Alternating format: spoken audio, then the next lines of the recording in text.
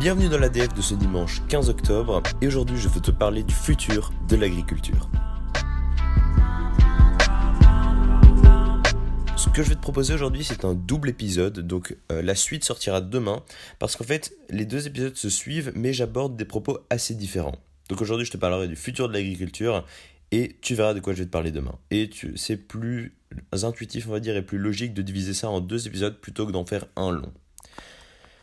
J'ai toujours aimé découvrir des nouvelles entreprises, les nouvelles sociétés qui vont révolutionner notre monde ou qui l'ont déjà révolutionné. Il en existe des très connus qui en ont inspiré plein comme Apple, Tesla, etc.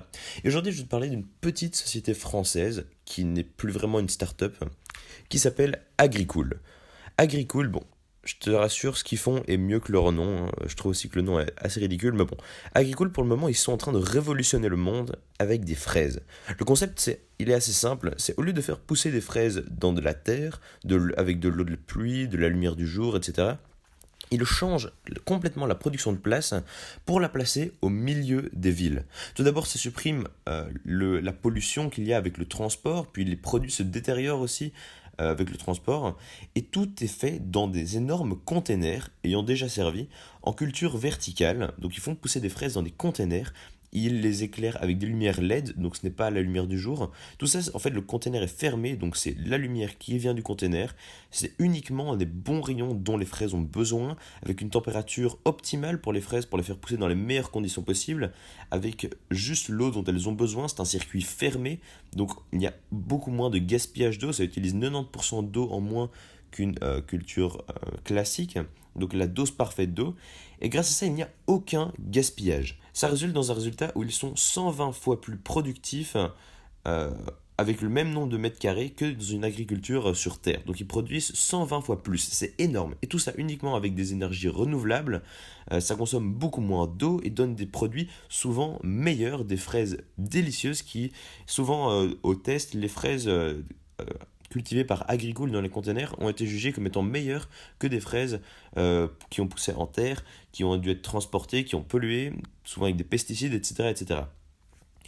C'est typiquement le genre d'entreprise que j'adore. Selon moi, ils vont révolutionner l'agriculture, ils sont déjà occupés avec les fraises, mais évidemment, quand on parle de fraises, après on sait qu'on peut étendre à tout ce qui pousse en terre de manière générale.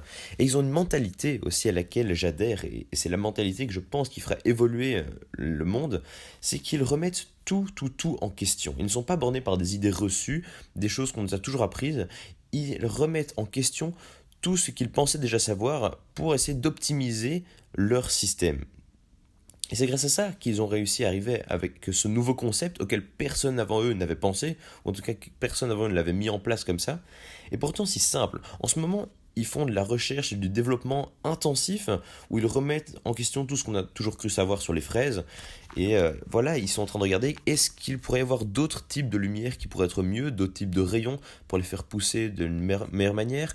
Est-ce que les cycles de 24 heures avec jour-nuit sont vraiment les meilleurs qu'on puisse avoir pour des fraises? Est-ce qu'on pourrait pas changer, faire des cycles par exemple de 8 heures ou je sais pas, de 46 heures, on n'en sait rien. Ils sont en train de tester tout ça.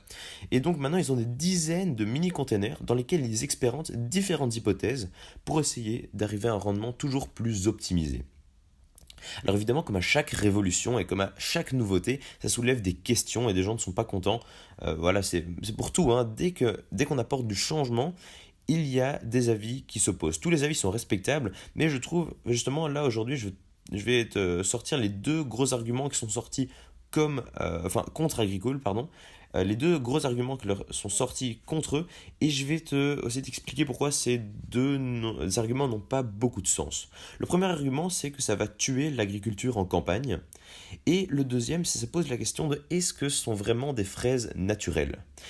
Selon moi, ces deux arguments n'ont pas vraiment de sens. Tout d'abord, tuer l'agriculture en campagne, ce n'est pas le but d'Agricool. Pour le moment, ils sont juste un complément à ça pour avoir des meilleures fraises pour les gens de la ville qui peuvent, grâce à ça, en avoir toute l'année, des fraises sans pollution pour le transport, qui sont de meilleure qualité.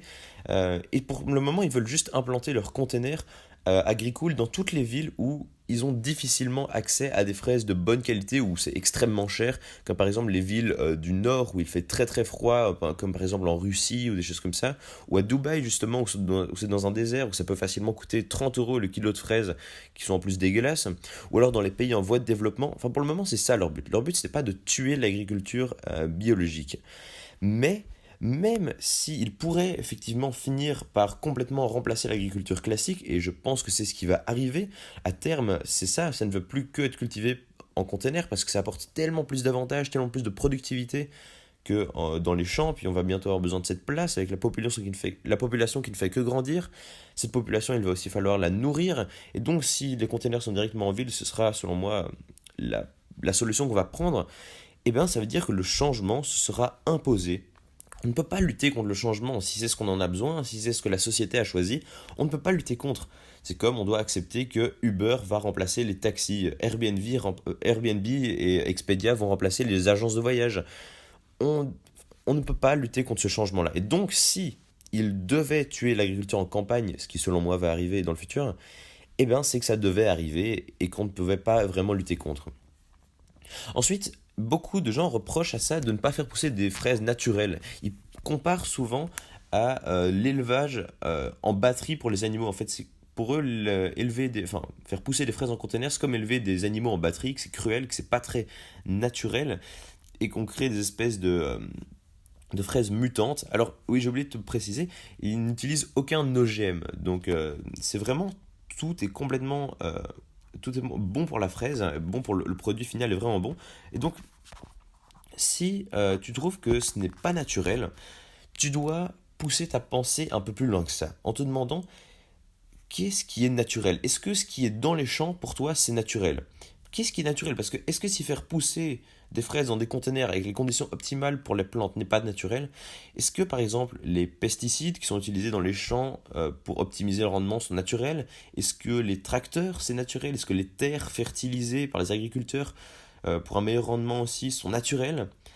Qu'est-ce qui est naturel? Qu'est-ce qui est humain? Et bien justement, c'est à cette question-là que je veux te répondre dans le prochain épisode. Donc celui-ci devient assez long et ce sera un autre propos. Donc l'épisode de demain sera la suite de cet épisode-ci à laquelle je vais te répondre à la question qu'est-ce qui est naturel? Est-ce que la nature existe toujours? Et donc voilà. Surtout j'attends tes réponses sur cet épisode, j'attends vraiment ton débat, peut-être que tu as des autres idées que moi par rapport à ça. Comme à chaque révolution, des idées s'opposent. Et donc moi, je veux du débat. Moi je te dis à demain pour la suite de cet épisode. Salut.